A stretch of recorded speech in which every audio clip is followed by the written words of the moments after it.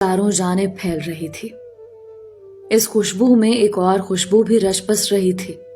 वो पकौड़ों की इश्तिहा अंगेज खुशबू थी। रबाब अपने किचन में जोरों शोर से पकौड़े तलने में मसरूफ थी। बारिश की पहली बूंद के साथ ही उसके अंदर समोसे पकौड़े खाने की ख्वाहिश जाग जाती थी और वो जरा भी सुस्ती ना करते। अब भी सारे घर वाले इंतजार कर रहे थे कि कब वो हमेशा की तरह चाय के साथ लवाजमात लेकर किचन से बाहर निकले। इतने में हैदर खुले दरवाजे से अंदर दाखिल हुआ।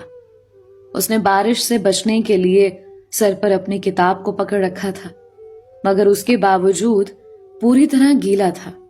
किताब ने भला बारिश को किस तरह रोकना था। भीगा मुर्गा बने वो सहन में से गुजर कर अंदर जाने लगा तो उसके कानों में एक सुरीला सा कहका गूंजा। लगता है कार वॉश कराते हुए गाड़ी से बाहर निकलना भूल गए थे, या फिर तुम्हारे प्रोफेसर ने तुम्हारी सच्ची वाली धुलाई कर दी है आज।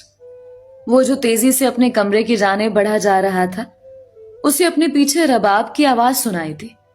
यकीनन वो उसका मजाक उड़ा रही थी। वो तिलमिला कर पलटा। कढ़ाई में से नजर उठाकर बाहर देखो, बारिश हो रही है। उसी में भीग कर आ रहा हूं। तुम भी जरा बाहर निकलो, पता लग जाएगा। जब से बीए का इम्तिहान पास किया है, चूल्हे के आगे ही खड़ी हो। तुम क्या जानो बाहर की दुनिया क्या है। हैदर ने उसकी दुखती रग पर पांव रखा। वो जानता था रबाब पढ़ाई की कितनी शौकीन है, मगर बड़े अब्बा ने उसे बीए के बाद आगे पढ़ने की इजाजत ही ना दी। सो उसने भी चुपचाप दिल पर पत्थर रखा और घर के तमाम कामों की जिम्मेदारी उठा ली। मेरे बजाय तुम जो पढ़ रहे हो काफी नहीं है? देख लेते हैं तुम कौन सा चांद चढ़ाते हो।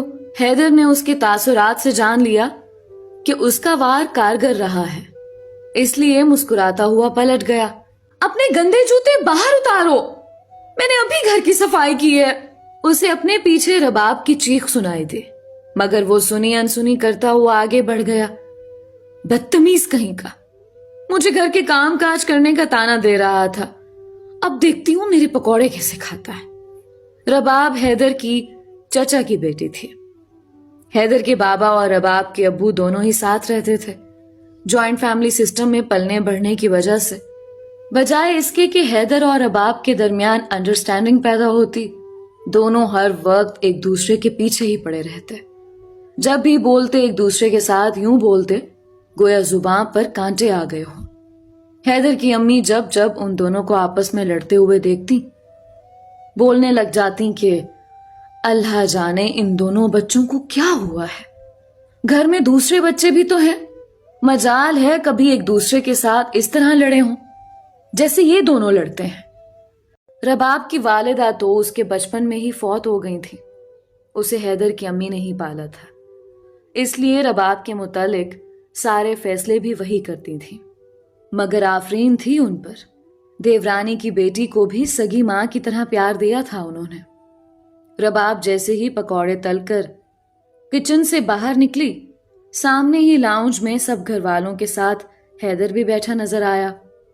चाय और पकौड़े टेबल पर रखते हुए रबाब ने पूरी कोशिश की कि वो पकौड़ों की प्लेट हैदर से दूर ही रखे, मगर वो भी अपने नाम का उस्ताद था। कहने लगा, अम्मी बहुत जोर से भूख लगी है यार, आज तो यूनिवर्सिटी में भी कुछ नहीं खाया था, जरा ये पकौड़े तो दीजिएगा। अम्मी तो वारी सदके होने लगी और रबाब जल भुन गई, मगर उसकी ताए जान मौजूद थी। वो कुछ कह भी नहीं सकती थी। खामोशी से जी जलाती हुई चाय पीने लगी। सभी तारीफ कर रहे थे कि उसने बहुत अच्छे पकौड़े बनाए हैं। बारिश थम चुकी थी। अगले ही दिन रबाब ने घर में गैर मामूली चहल पहल महसूस की। इस्लामाबाद वाली खाला जो आ रही थी, मगर रबाब को समझ ना आया, वो तो हमेशा तभी आती थी जब छुट्टियां होती थी। अब ये बारिशों के महीने में वो क्यों आ रही थी? ताईजान भी आए रोज बाजारों के चक्कर लगा रही थी। जब भी वो देखती, अब्बा, बड़े अब्बा और ताईजान सर जोड़े आपस में कोई बात कर रहे होते, लेकिन जो ही वो पास जाती दोनों खामोश हो जाते। उसकी समझ ना आ रही थी कि आखिर ये घर में चल क्या रहा है। एक दो बार तो उसने हैदर को भी उन दोनों के साथ सर जोड़ कर बातें करते हुए देखा। उसे देखकर वो हमेशा की तरह मुस्कुराया था। हाँ, मुझे जलाता रहता है कि मैं अपने माँ बाप का कितना लाडला हूं। इसीलिए तो वो उसे साथ बिठाकर सारे अहम मामलात डिस्कस करते हैं। काश मेरी भी अम्मा जिंदा होती, मैं भी उनसे बैठकर अपने दिल की बातें करती। वो बिला वजह ही जज्बाती होने लगी, हालांकि जानती थी कि ताई अम्मा उसे बिल्कुल सगी माँ की तरह मोहब्बत करती हैं। खाला जान आ गई थी, घर में खूब रौनक लग गई। सारे कजन्स रात देर तक जागते रहे। ऐसे ही एक दिन जब वो अपने कमरे में कपड़े इस्त्री कर रही थी, खाला जान आ गई। अरे चलो भाई, तुम यहाँ बैठी हो, वहां तुम्हारे मुतालिक बड़े बड़े फैसले हो गए। चलो अब देर मत करो, पहले ही सब लोग इंतजार कर रहे हैं। कैसे फैसले खाला? रबाब तो हैरान ही रह गई, लेकिन खाला तो कुछ बताने के मूड में ही नहीं थी। उनकी तो खुशी के मारे आवाज ही नहीं निकल रही थी। अरे बस चलो चलो, जल्दी करो, खुद ही पता लग जाएगा तुम्हें। खाला उसे तकरीबन भी करो, बहुत अरसा इंतजार कर लिया, हो जाएगी तुम्हारी पढ़ाई भी मुकम्मल। मैं बीमार रहता हूँ, तुम्हारी खुशियां देख लेना चाहता हूँ। अब जल्दी से मेरी रबाब को अंगूठी पहना दो। रबाब मुंतजिर थी कि कब हैदर अंगूठी फेंक कर शोर मचाना शुरू कर दे, क्योंकि वो तो उसे सख्त नापसंद करता था। लेकिन ये क्या, उसने तो मुस्कुराते हुए खाला से अंगूठी ले ली। रबाब का दिल जोर जोर से धड़कने लगा। अचानक से उसे अपने कान के पास एक सरगोशी से सुनाई दी। अपना हाथ आगे करो या जबरदस्ती पकड़ लो। वो तो वैसे ही ठंडी पड़ रही थी। आहिस्तगी से उसका हाथ पकड़ के हैदर ने अंगूठी पहना दी। खाला जान ताई जान को मुबारकबाद देने लगी। ताई ने उसका सर चूमा और खुश रहने की दुआ दी, मगर वो तो सुन बैठी थी। ये सब कुछ अचानक से कैसे हो गया था? जल्द ही वो वहां से उठ गई। सब लोगों ने ख्याल किया कि उसे शर्म आ गई है। उसे ये सब कुछ बहुत अजीब लग रहा था। हैदर ने उसे कभी अच्छे तरीके से बात नहीं की थी। उसके दिल में हैदर के लिए बहुत सारे शिकवे थे। आखिर मैं उससे किस तरह शादी कर लूं?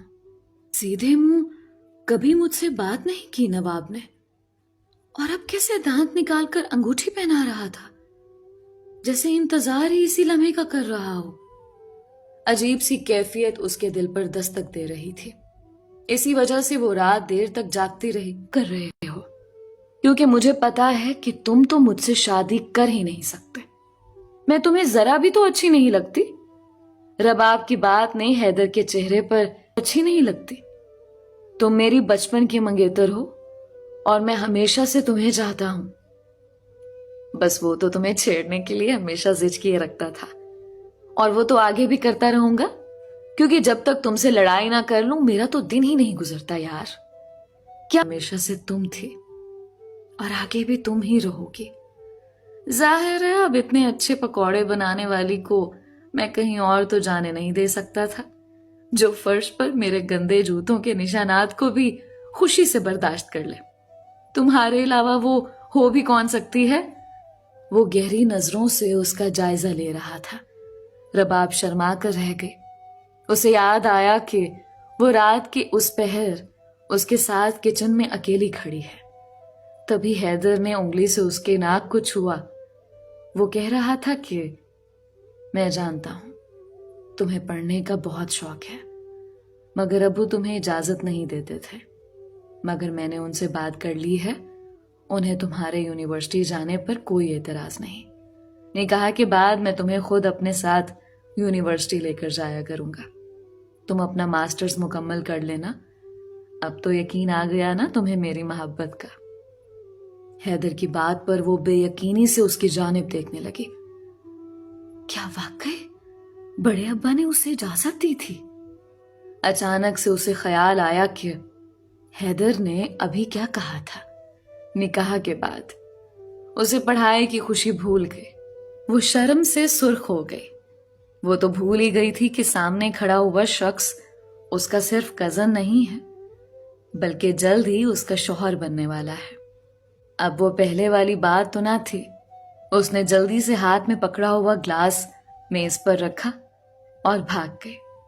حیدر اسے روکتا رہ گیا۔ سیڑھیاں چڑھتے ہوئے ایک گہری مسکراہٹ رباب کے لبوں پر تھی۔ اسے یقین ہی نہیں آ رہا تھا کہ خدا نے اس کی زندگی خوشیوں سے بھر دی ہے۔ دوستو، یہ تھی رباب اور حیدر کی خوبصورت سی کہانی۔